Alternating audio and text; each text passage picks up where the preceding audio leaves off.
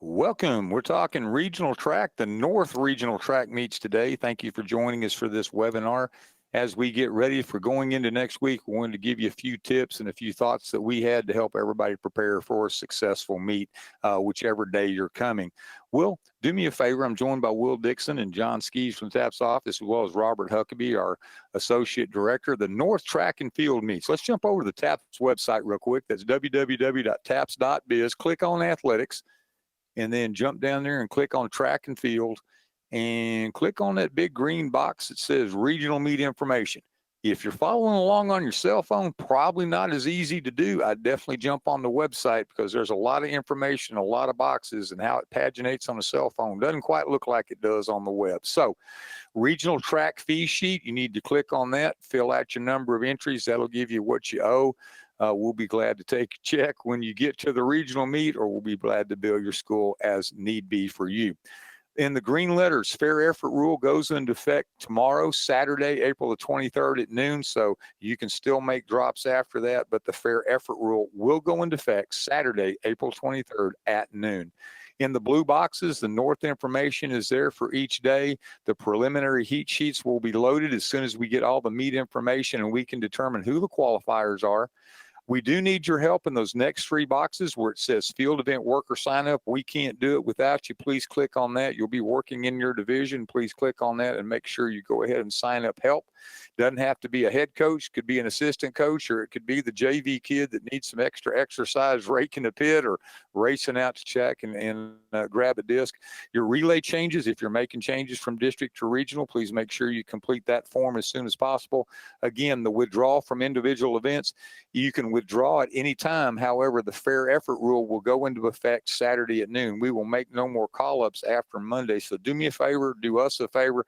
Make sure if you're withdrawing from an individual event, you get that information in so that we can call up the next qualifier as it was a qualifying meet. The next qualifier doesn't necessarily have to accept that call-up, but we need to give them the opportunity should it come up. Robert, talk to us a little bit about the dates and what you're expecting about the location. So Tuesday, April 26th will be our regional meet for 3A, 4A. So Tuesday, April 26th will be 3A, 4A. For our 1A North schools, on the afternoon of the 26th, you will have prelims in your boys and girls long jump, shot put, and discus. That's the North only 1A. You will need some prelims. We have a lot of entries this year. That's great, but we need to do some prelims on Tuesday afternoon. You've been emailed that information and sent that schedule. So make sure to follow that schedule. Show up on Tuesday afternoon to get those prelims out of the way. Then on Wednesday, April 27th, we'll have our finals day for 1A and 2A. And then on Thursday, the 28th, we'll have our 5A, 6A schools for their regional competition. So to reiterate that, the 3 and 4A day on that first day will begin with their field events in the morning. Then as they transition to running events in the afternoon, the 1A schools will have a brief coaches meeting. And then if you have those that are in the field event prelims, you'll come in and start your shot, your disc, your long jump, whatever the case may be. We're very fortunate this year. We have been looking for a good host site to stay with us for a while. Robert, tell us where we found it and the benefits of going there. So we're excited to go to UTA Maverick Stadium. We have the opportunity to go there for the first time. We've had discussions with them many times in the past. Schedule didn't work out, but this year it did. They're excited to have us there. They're excited to host our meet. It is a great facility. In talking to some of our track coaches over the past few weeks, I know a lot of our teams are excited to come to Maverick Stadium. Well, if you'll jump to that next one, there's a little bit of a map there on the right. You'll see that's kind of a flow map for our spectators and buses. You'll kind of follow those arrows, drop your students off over on the east side of the stadium over there, and then you can come on around and be directed. They will have parking personnel to direct you where to drop off your team. Coaches on the press box side, we'll have all of our registration, we'll have all of our hospitality, and everything coach related, even our implement check-in will be over there on the press box side. That'll be well marked for you to come in over there. And then there will be parking for our spectators in the various parking lots there around the stadium. We'll have more fan info coming out later. We'll talk about that later in the webinar, but we are excited to be at UTA Maverick Stadium. It is a great facility. They have a great track program there. They're excited about hosting our meets. Robert, where are you anticipating on that map? I think that we've talked about it before. I think the zones that we want the teams to stay in is under or near or in the visitor stands. Is that correct? They're going to come in that gate and then stay on that side? They're going to come in on the east side. That's where you'll drop your team off, and then they'll have their tent area, and their area for the day will be there on that east side on the visitor side. Yes. So we're not going to have warm-ups on the infield, but there is where they throw the shot and disc as we get ready for the running events up there with the shot and disc. That will be their warm-up area as they prepare for the running events. Is that correct? Yes. If you look at that map that's up on the screen right now, at the very top where it says in orange bus parking, that's the driveway around the stadium. That green grass area just to the north end of the stadium is a nice open area where we'll have warm-ups for our running events when we move to that part of our meet, and we won't have athletes on the infield during our running events. So once we clear, we're getting ready to talk about the meet timeline, but once we clear the infield, other than having the field events that are on the infield, they could obviously do a little warm-up down there. And spectators need to stay outside even for those events. We will have coaches boxes marked. Coaches can obviously be down there with their field event athletes as the day goes on. Robert, do talk to us a little bit. Will, let's jump back to the timeline real quick, just kind of what to expect as the day progresses. So this will be our normal day on each of our meets. At 7:15, the facility will be open. At 7:30, we'll have coaches registration. That will be open. And then we'll start our implement check-in at that time. Implement check-in will be in the same vicinity there as the coaches registration. So that'll be very convenient for you. We will close our implement check-in at 8:30. So for any implements you have that need to be checked in and inspected, please get those to us in that 7:30 to 8:30 window. We'll talk more in a minute about the specifics of check-in, but that's our time frame for that. So even if you're not throwing until one of those last blocks, make sure somebody's there to get all your implements checked in. At 8:45, our field events will begin. On your particular page for your meet, you have that schedule on there of that block and what order we're going in. That first group will begin at 8:45. Then we'll have a rolling schedule after that. At 9:30, we'll run our 3,200 meters. At 1:30, we'll open the track for warm-ups, go out, get your marks for your relays and all those kind of things. We'll have the track open for about 45 minutes from 1:30 to about 2:15 for you to get out there and warm up. We will clear the track at about 2:15. As we finish up our field events and get ready to move into running events, have first call, and then at 2:30, we'll shoot the gun and start with our running finals. So, Robert, even if we get a hurry, we're planning on not advancing that start time for running finals until we'll keep it at 2:30 unless weather or something on the back end forces us to move it up. But we don't plan on it. Once the field events, we're not going to do an hour after field events. It will be, for your planning purposes, 2:30 when the running events begin, correct? That is correct. As you look over to the next one, Will, it's going to be coach registration. You'll pick up your packets. You'll pay your meet fees or tell us that you want us to bill you. You'll pick up your heat sheets and you'll pick up your maps, the COVID affirmation form. Believe it or not, we do need you to tell us that you don't have COVID and none of your kids are sick or ailing. It is still here, so we need that. So thank you for your help on that.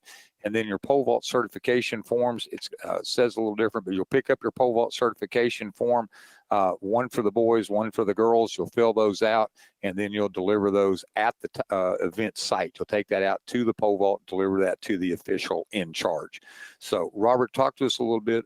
We've already talked about advancing to the regional meet, that they qualified through that, but talk a little bit about what that actually means as well. So for our regional meet, our district meets are in the process of concluding.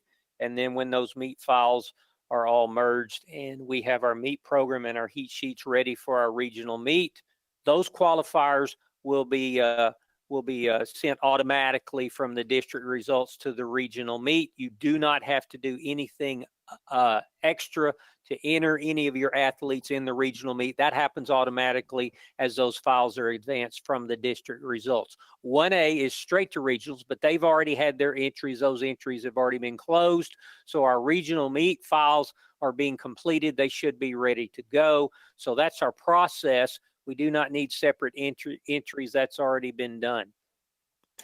If you're going to withdraw from the regional meet, you need to get that done by Saturday, tomorrow, April the 23rd at noon. Otherwise, the fair effort rule does kick in. You could still withdraw.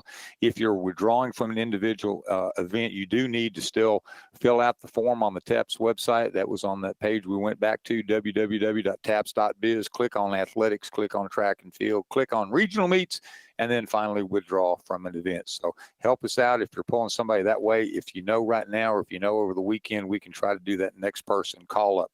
Robert, what happens about withdrawing from the state meet? Talk to us a little bit about that one. So the process will be similar. We'll have our regional meets next week on Tuesday, Wednesday, Thursday, and then the following Saturday, that'll be Saturday, April 30th at noon. Same process for the deadline. If you have an athlete that qualifies from the regional to the state meet, but you need to withdraw them for some reason, please complete that form by that deadline, 12 noon, Saturday, April 30th, because after that time, the fair effort rule will be in effect. So any withdrawals you need to make from the regional to the state meet in an individual event, do it before that deadline. Otherwise, the fair effort rule is in effect. The other side of that is we will be posting the results from each meet once both meets are complete and both files are official, any protest or whatever. So just because you're finished at your meet doesn't make the other one. So basically it'll be later that afternoon or the next morning when we get the final information up to you. Opening heights at the regional, always a question. You want to go back and talk about fair effort rule first? We can hit it right quick. Let's do that. If you have questions about the fair effort rule, reach out to us. We have a copy of it there. That is also contained in our bylaws in the track and field rules. The fair effort rule is basically this. If you scratch an individual from an event or they fail to participate in that event, in a finals event, and all of our regional events will be finals events, then that individual cannot participate in any other events during that meet. So if you scratch them or withdraw them from an event, they're done for the day, basically. That doesn't change anything that would have happened previously with regard to their competition. But going forward, they are out. So if you have an athlete that gets sick during the day or gets injured and they're scheduled to compete in more events or running a relay later, please reach out to us, find us, let us know. Let us walk through that with you and make sure you understand that if that is the choice that's made, has to be done, then make sure you know the consequences of that. Obviously, a student that's hurt or ill that needs to be scratched, scratch them, and the fair effort rule would apply, but at that point, it wouldn't matter. They wouldn't be participating anyway. Fair effort is determined by the meet officials at the event. So if you're in the long jump, you do have to try to make a qualifying jump. If you're triple, same thing, high, pole vault, and attempt to go through. Always a question of exactly what does that mean. Just ask the official what they believe. One of the hardest ones is at the start line. You have someone that's going to go up in the 4x4. They step up there and in the open quarter or in the open 200, they false start. There is no declared false start. So they have to make an attempt to complete the event. So the starter, the backup starter, the meet referee, you're leaving it in their hands if that happens. And again, if they step up there and false start, if they are booted at that point, it would count as one of their events. So that would also might preclude whether or not they could participate later on the meet. Robert, did I say that right, or is there any way to describe that better? That's correct. And if you have questions, reach out to us. We can help you walk through that. Host facility rules, as we think about them, those are posted up there with the UTA as well. I think for the most part, it's pretty common, as most colleges would have. No outside food or drink for spectators. Obviously, you could have food or drink for your student athletes and coaches. Coaches will have your hospitality along with the officials' hospitality provided. So we're looking forward to a great day in that realm. Opening heights for the region, regardless of what you started with or finished with at your district, the opening heights for the high jump girls girls 4'2", boys 5'2". For the pole vault, girls 6'6", boys 8'6". We no longer use the 6 inches or 2 inches below the lowest qualifying height. So if you had a young lady that cleared 4 foot and that got her out of district, she's going to have to go 4'2" in the high jump. And sometimes we see it in the pole vault. They cleared 6 foot at district, and now they've got to start at 6'6". So the bar will not be lowered below those heights. So 4'2", 5'2", and then 6'6", 5'6" is where we're rocking and rolling. When we get to state, they go up a couple inches. Girls 4'4" and boys 5'4" on the high jump. Pole vault goes to 7 foot and to 9 foot. So if they qualify out of district or qualify out of regional, they are a regional qualifier or state qualifier. Welcome to the event. They just need to know that for lack of a better word, very literally, the bar has been raised a little bit for some of them as they go in. So we look forward to that. Robert, talk to us about the field event schedule and just how that block schedule is actually going to work. So the block schedule is posted on the meet page for each of your meets. It has the order of each of those field events. We will follow that. That first block of field events that is on your particular schedule will start at 8:45. And then for the rest of the day in field events, we'll be on a rolling schedule. As one group finishes, they'll get the next group up there, get them warming up, get them ready to go. So there will not be precise times for the subsequent blocks, but they will all roll typically at about the same time. So keep an eye on that. Don't just assume if you're in the third block, it's going to happen at a certain time. Just keep an eye on those first 2 blocks ahead of you. Have your athletes ready and be ready to go. What do I do if I have conflicts? We know we have conflicts every year. We have a handful of athletes that are in multiple events.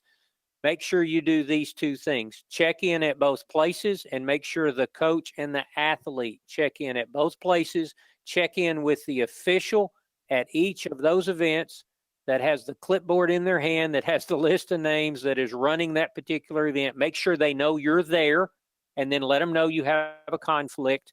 Obviously, when we do have a conflict between any event and our verticals, the high jump and the pole vault, those verticals do take priority because that bar goes up, and once it goes up, it can't come back down. That's a part of that particular event. So coaches, make sure you and your athlete check in. The official wants to see that athlete, not just the coach. They want to know who they're looking for. As you bounce back and forth between those 2 events, getting your attempts in as best you can. Please don't just check in at both places. Go to one, stay there until you're done, and not come back and not check in. We know you're trying to get both in. We'll work with you on that, but also be fair to the officials and all the other competitors in the meet. So on your verticals and your throws, it's obviously the vertical is going to take precedent, but whether it be a throw or jump, you need to go get a qualified jump in that first 3 so that you can advance to the flip finals, correct?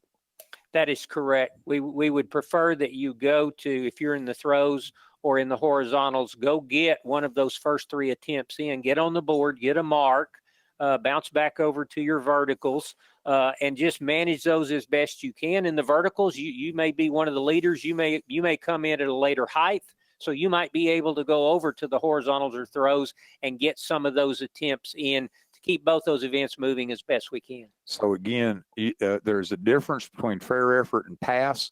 So as long as you have a mark that you're willing to stand by, you can pass all the way through. And obviously your first 3 jumps, if you've got the best one there, you could have the best jump, first one out of the box, and it counts through all the way through. So that's the way that'll work. In the 1A, if they had to have the prelim day for the shot, the disc, and the long jump, anything you did on day 1, if you qualify for the final 8, those marks will also count, correct? That is correct. For our 1A listeners, we are having prelims in long jump, shot put, and discus on that Tuesday afternoon, the day before your finals meet. So those top 8 that qualify, you'll get 3 attempts on that prelim day, and the top 8 will transfer those 3 attempts to your finals day, and you'll get your final 3 attempts there in those 3 events. So as you prepare for that, just know that that'll be a part of your dynamic that's just slightly different than the rest of the meets. Make sure that on your implements that you do have them marked. For example, 2A, I'm boys and my school initials are on there. They will be inspected for weight, dimension, and defects. You can use anyone in the pool for, if you don't have a shot or disc that makes it through, you can use any of the pool implements to throw. If they didn't pass for inspection, please don't bring them back next week. Go ahead and put them in the back of the truck or the bus and just let them be there, roll around, have all the fun they can have. But we don't need any more of them. So whether they pass or don't pass, make sure you pick up your implements before you go home. Robert, talk again about the shot being 4K or in 8.8. Make sure we get that correct, because we have every year disqualified some girls for that. So the appropriate girl shot is 4.0 kilograms. That's 8.8 pounds. That is not 8 pounds. We see a lot of 8-pound shots that get disqualified at the regional and state level. It's a shot that's made mostly probably for junior high. It's used maybe in some of those meets. But for you girls, make sure your girl shot is 4.0 kilograms. We have way too many of those that don't meet weight and do not make it out. I think last year at one of our regionals, we ended up with maybe 2 shots in one of our classifications, only 2 that made it through. Fortunately, they had something to throw, but please double check those for us. As we move on to pole vault, there is correction made on the slide. So you will check in at the event. You will bring your pole vault certification form to the event. So if you have 2 girls or 2, you need 1 certification form for the boys and 1 for the girls. So if you have them competing in both, make sure you have 2 forms filled out and you'll get those at registration and bring them on. Make sure your poles are appropriate for the vaulter. We're not weighing you in, but you're certifying that the weight is correct. Make sure your poles are in good condition and meet all NFH rules and regulations. Every year I've done this at the regional level. We've had poles that are thrown out. They're old. They don't have the stickers correct. They may have the hand grips wrong. So make sure your poles are compliant. It may have got you through district, but make sure you go back and read the rules and make sure. I think that's the best thing. Right now, I don't know that other than 1A, 2A that we would be looking at combining divisions, but based on the number of vaulters that actually show up, we reserve the right to combine boys. Boys will always vault with boys, girls will always vault with girls, but we might have to combine if the need be. Robert, anything else before we jump to the next slide about pole vault and high jump? Anything else you'd like to add? No, I think we're good. Those of you who have pole vaulters know that we need a lot of help. We'll have great officials there running that for us, but that's an event that takes a lot of manpower. So jump in and help us with that. That'll be great. Moving on to pole vault and high jump. This is something we've had to do the last couple of years. This will only be at the regional meet, but in our verticals, in high jump and pole vault. Okay, obviously, remember, if you have a conflict with another event, check in. You'll probably be hanging at that pole vault or high jump for the most part. But once a champion has been determined in the high jump and the pole vault, that champion will have an opportunity to set the bar at 1 more height to try to break a PR or whatever they might want to do. You can't break the state record. You can't break the TAP state record at anywhere but the state track meet. So you can't break a state record at a regional meet. We will allow that champion 1 more height. They'll get all 3 attempts at that height if they need it, but the bar will not be raised regardless of whether they clear it first, second, or not at all. They'll get 1 height and 1 height only. We need to keep our meet moving. Unfortunately, in the past, we've had our regional meets held up. We've got one person who's very good. They're trying really hard, but they spend an extra hour at a pole vault trying to just go up the bar a couple inches at a time. Our meet has to keep moving. We have a lot of schools. We have hundreds of athletes there, and we can't allow our entire meet to be held up by simply having the opportunity to do anything other than pick that 1 height and move on from there. So again, it is a regional state qualifier. Once they qualified, we are giving that opportunity, and we look forward to seeing each of those taken as they get closer. One thing we do need to talk about is field event workers. We can't do it without you. The sign-up sheets are on that regional track page. You will work in your classification. You may coach, but while you rake and coach, you need to do it quickly. Come back and rake, or come back, set the bar. I'm going to say it right now. If you got a pole vaulter or a high jumper, don't rely on anybody else to help. Please sign up to help us with the pole vault. Check in at the pole vault and high jump. If you have pole vault and high jumpers, make sure they don't need help. We also don't need the meet held up by continually asking for workers to come help. The officials are not going to set the bar. They're not going to rake the pits, so we can't do it without you. Looking forward to all the volunteers that are coming out. We look forward to feeding you. It'll be a good opportunity to come out and get a little exercise if you weren't already. But for the shot disc, we do need folks helping us to retrieve and move them back down, and we need rakers. But the bar setters, it seems to always in the high jump and in the pole vault, we just need folks. So if you have a pole vault or a high jumper entered, please sign up to have some help. You may not be needed when time gets there, but we sure do appreciate the offer that you make to help. Running event workers, we don't need any, other than we do need folks to help pull the blocks from the start. So if you've got somebody that could help us once we get into the running finals, especially on the block events, to help us and then set the hurdles, always appreciated to have hurdle setters so that we can get on and get that done as we move forward. Going forward from that, as we move forward, uniforms are always a topic. I'll throw out the two that bother me the most. Remember that your singlet has to be worn as manufactured, which means you can't knot it. You can't have a bare midriff. That can't happen. And make sure that all uniforms on a relay, the tops are all the same. So you can't have 3 white jerseys and a black jersey. They either have to all be white or all be black, but they all have to be the same on the color. Not necessarily the same style, but the same color. Robert, talk to us a little bit more about the biggest issues that we've had with National Federation and TAPS compliant uniforms. So if you wear tights or wear some type of compression shorts, some of those suits that come like that, tops or bottom or both, you've got to wear shorts over that. So for our ladies, you need some modesty shorts over that. For our young men, you need shorts over that. So you can't just wear that tights uniform. You can't just wear those leggings. You can't just wear those compression shorts. You've got to wear shorts over that.